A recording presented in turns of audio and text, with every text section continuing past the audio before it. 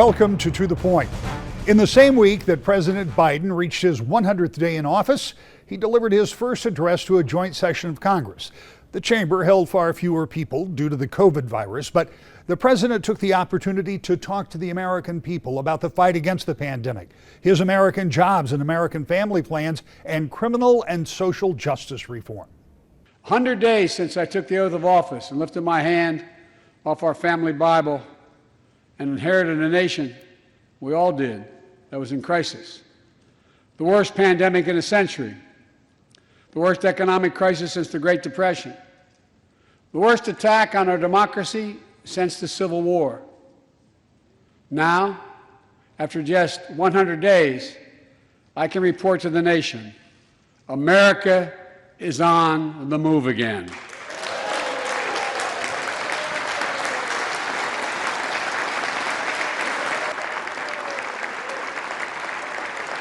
Turning peril into possibility, crisis to opportunity, setbacks into strength. We all know life can knock us down, but in America, we never, ever, ever stay down. Americans always get up. Today, that's what we're doing. America's rising anew, choosing hope over fear, truth over lies, and light over darkness. After 100 days of rescue and renewal, America is ready for a takeoff, in my view. We're working again, dreaming again, discovering again, and leading the world again. We have shown each other and the world that there's no quit in America, none. 100 days ago, America's house was on fire. We had to act. And thanks to the extraordinary leadership of Speaker Pelosi, Majority Leader Schumer, and the overwhelming support of the American people, Democrats, Independents, and Republicans, we did act. Together we passed the American Rescue Plan, one of the most consequential rescue packages in American history. We're already seeing the results.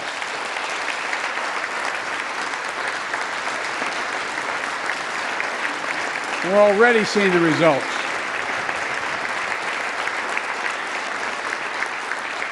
After I promised we'd get 100 million COVID-19 vaccine shots into people's arms in 100 days, we will have provided over 220 million COVID shots in those 100 days. Thanks to all the help of all of you. We're marshaling, with your help, everyone's help, we're marshaling every federal resource. We've gotten vaccines to nearly 40,000 pharmacies and over 700 community health centers where the poorest of the poor can be reached. We're setting up community vaccination sites, developing mobile units to get to hard-to-reach communities. Today, 90% of Americans now live within 5 miles of a vaccination site. Everyone over the age of 16, everyone is now eligible to get vaccinated right now, right away. Go get vaccinated, America. Go and get the vaccination. They're available. To win that competition for the future, in my view, we also need to make a once-in-a-generation investment in our families and our children. That's why I've introduced the American Families Plan tonight, which addresses 4 of the biggest challenges facing American families and in turn America. First is access to good education. When this nation made 12 years of public education universal in the last century, it made us the best educated, best prepared nation in the world. It's, I believe, the overwhelming reason that propelled us to where we got in the 20th century. But the world's caught up or catching up. They're not waiting.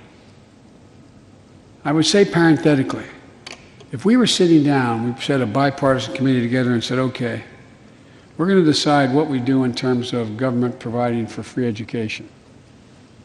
I wonder whether we'd think, as we did in the 20th century, that 12 years is enough in the 21st century.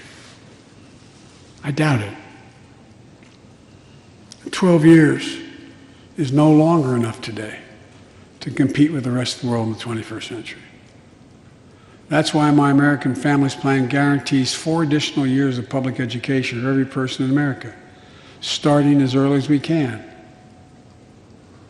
The great universities in this country have conducted studies of the last 10 years.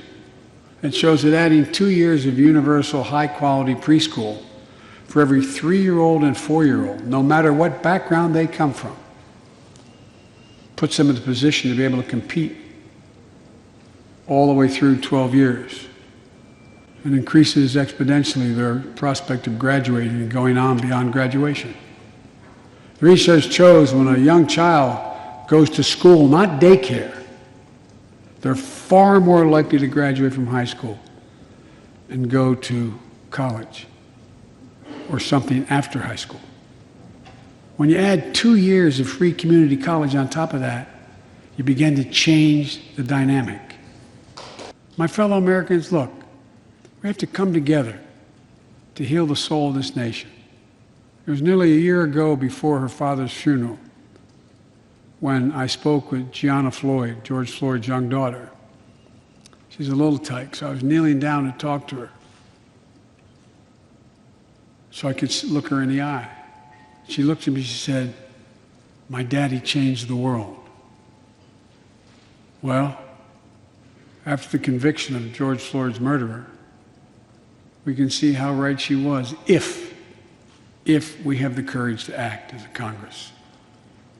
We've all seen the knee of injustice on the neck of Black Americans. Now's our opportunity to make some real progress.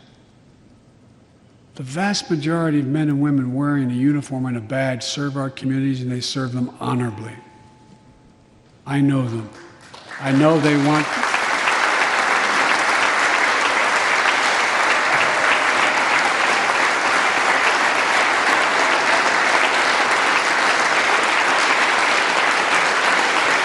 I know they want to help meet this moment as well. My fellow Americans, we have to come together to rebuild trust between law enforcement and the people they serve, to root out systemic racism in our criminal justice system, and to enact police reform in George Floyd's name that passed the House already. I know Republicans have their own ideas and are engaged in very productive discussions with Democrats in the Senate. We need to work together to find a consensus. But let's get it done next month, by the first anniversary of George Floyd's death. Democrats and Republicans are holding talks on that final piece of legislation with hopes of finding a compromise. For the other big items, it will be a big partisan fight in a town that has been almost totally gripped by such divides, but not on every issue. Next, we revisit a group working to find common ground. To the Point. Welcome back to the Point. It was last summer when I first sat down with Republican Fred Upton and Democrat Debbie Dingell to talk about the Problem Solvers Caucus, equally divided by party, a group that looks for ways to find common ground in a city that often operates on scorched earth. I began by asking, after all the strife of the last few months, if the Problem Solvers were still able to function as a unique model. Well, I think it's more important now than it's ever been. When you saw what happened in the House of Representatives on January 6th, the insurrection, this country appearing to be divided, we have to work with each other. We have to respect each other. We have to listen to each other, find that common ground. Our democracy depends on our doing that. So I have probably redoubled my efforts, though Fred and I have always talked regularly, and we still talk regularly, and we disagree on some things, but we listen to each other's perspective. And I think that I don't know everything. None of us knows everything. We need to learn from each other. We have different life experiences, different perspectives. You strike on something that I find very interesting, and as Congressman Upton always prefers to be called Fred, so I will. Fred, I want you to kind of take away with something she said just then. that you two don't agree on everything. And I remember a moment up at a Mackinac conference not so many years ago that you were talking about your differences on the Affordable Care Act, but yet you all have been able to work together. We're going to talk about some of those specifics in a moment. How do you continue to do that when you obviously do have differences? Well, first of all, we're personal friends. We go back actually decades. The Dingells and the Uptons have done a lot of things together over the years, that's for sure. But we also stick up for Michigan. I mean, this is a diverse state, let's face it. And whether it's sticking up for the Great Lakes or dealing with issues like PFAS, contaminated water, we both serve on just a tremendous committee, Energy and Commerce Committee, more jurisdiction than, frankly, anybody else. We're both senior members of that. I'm a former chairman. Debbie has been a very active member on just a host of the subcommittees. And traditionally, to get things done, you got to work together. That's been the history of our committee. And frankly, when you have a personal relationship and you look out for your state, remember we're east and west sides of Michigan, but there's not a time that we haven't stood together when it means a better thing for the quality of life of Michiganders. Fred, tell me a little bit about the Problem Solvers Caucus and what the makeup looks like now, because you have added more members, I believe. Is that true? Well, we did. So in the last Congress, we were 50 members. We're now 58. And the margin in the House is considerably closer than it was before. In fact, right now, if it's a partisan vote, Speaker Pelosi can't lose more than 3. Otherwise, she loses. So our 58 members, we really have, I think, a pretty big baseball bat. We met this last week in Annapolis. A number of us went up there, met with a number of governors, Republican and Democrat, number of senators. We began to work on an infrastructure package that we think might actually be the bill that ultimately gets signed into law. When you think about this in terms of what it means to have this group, this bipartisan group together, what is the reaction from some of your contemporaries outside the group, perhaps those who have more partisan views? Does that change their view of you because you're working in this bipartisan way? Oh, I don't think so. As you look at our colleagues, we all have a full plate. Dealing with our constituents, 750,000 people, our states, traveling back and forth, our committee responsibilities. There's not really a lot of time to harbor thoughts or angst against a member of your own caucus for what they happen to be involved in. When you look at the numbers, the closeness of Republicans and Democrats in the House, the 50-50 tie in the Senate, most observers, whether they're inside our circle or out, realize that the only way you're going to get something done, really, is if you work together. And so, if anything, we've got people that are somewhat knocking on the door saying, how do we get to be a member of the Problem Solvers? That's how we expanded. We do have a litmus test. It's not just anyone who volunteers to get in. You have to be welcomed in. You have to agree to a number of different principles. The group itself has to accept you. It's not exactly like a fraternity. Certainly no hazing. You don't have to sing your alma mater or anything like that. But we expect you to be active. We've got meetings literally every single week, even though we've got this Zoom Congress now, I guess you could say. And Debbie and I are on multiple Zooms every day, sometimes at the same time. You've got to make sure that there's time for you to be involved in this group. And if you don't have the time, you're not going to be in. A universal problem for the state and areas all over the country, the globe, in fact, PFAS. You and Congressman Upton have introduced legislation that would make some very specific recommendations.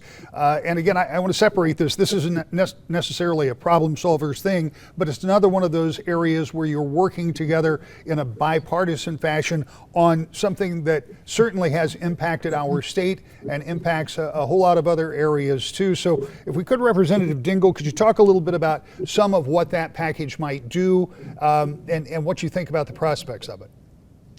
Well, the PFAS Action Act, which passed the Congress last year, would actually address what's known as a forever chemical. It would require that a national drinking standard be set. It would require cleanup. There are a number of things, and we're doing more things. But let me talk about that for a minute, because I called Fred and said, Fred, we got to do this together. We can get he's laughing because this is an example of where we had multiple conversations. Fred said, I think we need to do this. I think we need to do that. But Fred and I, we had multiple conversations, but we got a bill we agreed on and we introduced it together. And that's what respecting and doing right for your state, that's what you do. Fred, let's talk about that piece of legislation, because there are some things in here we have heard medical officials and others calling for a long time. For example, you would set standards for drinking water, standards for levels. I mean, there are a number of things. Tell me some of the things that this would accomplish. Well, as Debbie said, we did pass it in the House last year. We didn't get it to the president. That's got to change this time. I got to say, a few years ago, no one ever heard of PFAS. And frankly, it was Governor Snyder who required every community in Michigan to test their water. And we got a full report, and it's a problem. It's a problem here. It's a problem in other states as well. So what this bill, in essence, does, not only does it do cleanup, but it also gets EPA on our side. They need to be a partner with us. They need to tell us what's safe and what isn't safe.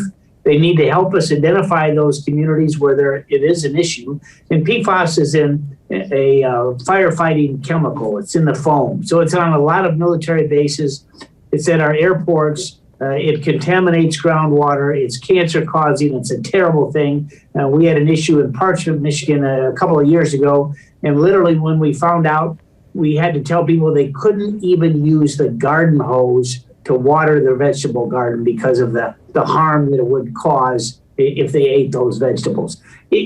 So what this does, it really raises the flag. It tells EPA to join us. And because it has bipartisan support, Debbie a Democrat, myself a Republican, we're going to get this bill through the committee. We're going to get it on the House floor. We're going to have, I think, a pretty good vote. And we'll get the Senate's attention to try and get this bill to President Biden for him to sign into law. Is the problem, and either one of you can weigh in on this, you said you got it through the House, you didn't get it all the way. There are so many states, it seems to me, that are impacted by this. It seems that you would have buy-in from multiple members in the Senate from both parties. Is there a holdup in the Senate? Well, you remember, this is a relatively new issue. You ask the man on the street, I don't care where, and they're probably, PFAS? What is that? I don't know what that is. I mean, it's an issue that's needed the time, but we're hoping to move this earlier in this session so that we give the Senate plenty of time to react and try to get it done. Representative, go ahead, please. Well, I also want to say that even this bill doesn't take care of things. It's in food storage containers, it's in makeup.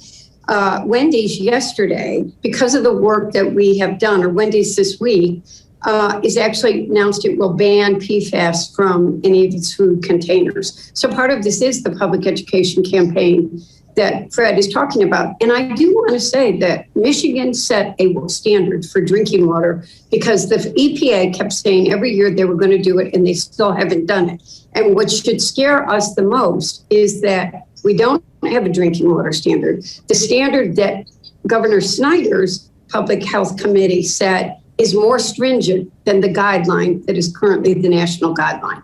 So we need to act, and we need to act now. The time was several years ago. Yeah, and as you say, this has only come to light, but one of the things that it will be vitally important is to have some way to clean up going forward. If I read this correctly, this would provide for $200 million annually for wastewater treatment. So it's not just about fixing the standards, but it's about fixing the existing problem and to keep it from expanding, right? That's exactly right. We need to help the communities that are impacted by this. So that's why we have funding help to help those communities. All right, one other thing that came to note as I was thinking about all this is another joint bill that you've introduced. This one is going to take some explaining. So Representative Dingell, I'm going to start with you. It's Protecting Married Seniors from Impoverishment Act. So it's pretty specific in its language. What is it set to do, and what do you hope to accomplish with this? So this is a complicated issue. Long-term care is a broken system in our country. Medicaid is the largest provider of long-term care in this country. And the fact of the matter is that you are not eligible for it unless if you are a married couple who have zero assets. So instead of forcing a spouse to become impoverished, this would protect a spouse in a marriage when someone gets a very serious healthcare problem and requires long-term care or other serious health issues. Fred, how would that work out as a practical matter? How do you protect folks when there are so many different requirements? Well, this is an issue. We don't want people to go belly up to be able to qualify, particularly if they're married. So to me, this fixes a loophole. I don't think this was ever intended, but it's again, it's bipartisan. I'd like to think that we're going to be able to get it done. I'm going to start with you, Fred, in just a couple of minutes that we have left here. We've talked about, everything we've talked about today has been bipartisan. Yet we know today in Washington, let me back up. I perceive that in Washington, this is one of the more difficult environments that I have ever seen. You've been there longer than I, and you can weigh in on this, and I'm certainly going to talk with the Congresswoman about this, but is being part of both the Bipartisan Problem Solvers Caucus and working on this kind of bipartisan legislation, does that make it a little easier when all of these other contentious issues are seemingly swirling around every day? Yeah, I'd say so. I mean, let's face it. All of us want to make a difference, so we all can do something else. And to get something done, you got to figure out what the right formula is. For me, it's working with both sides of the aisle. My background, I'll conclude on this. I worked for President Reagan. He had a Democratic Congress. I was reminded that when Mondale passed away this last week, that was the only state that Mondale won. I mean, Reagan won California, New York, Massachusetts. And it was overwhelming, 49 states. But he worked with the Democratic Congress. He was loved. He got a lot of things done. People were proud. And as we look at today, divided government, much more so than ever before, the only way you're going to get something done to really, make your life impactful in terms of issues that you're involved in, got to work with both sides, and that's what this is. Frankly, this is what it's all about. Representative Dingell, you are a student of this body. You know how it works. You too have watched it. Is this the bipartisan efforts that you're involved in? Is that the best part of what you're doing in Washington, given all the other pressures? Well, I have friends on both sides of the aisle. And I'm someone that came to Washington to solve problems, not to to fight with everybody all of the time. And I've always been this way. I've always been somebody who probably comes from being the oldest child in a family with challenges, but I try to be the person that is a peacemaker, tries to find the solutions. But Fred's one of my best friends. And there isn't anybody in the Democratic caucus that doesn't know that. Actually, I don't think there's anybody in the Republican caucus that doesn't know it. But I have a lot of friends over there, and I go over and I talk and I listen. And friendships matter. Friendships are the rocks that keep you going. When we come back, a look ahead to the point. In Washington, a long debate is beginning on some of President Biden's plans with a narrowly divided House and Senate. That debate could become loud and contentious. And speaking of loud and contentious, the budget is on the agenda in Lansing. We'll be watching both each week. To the point.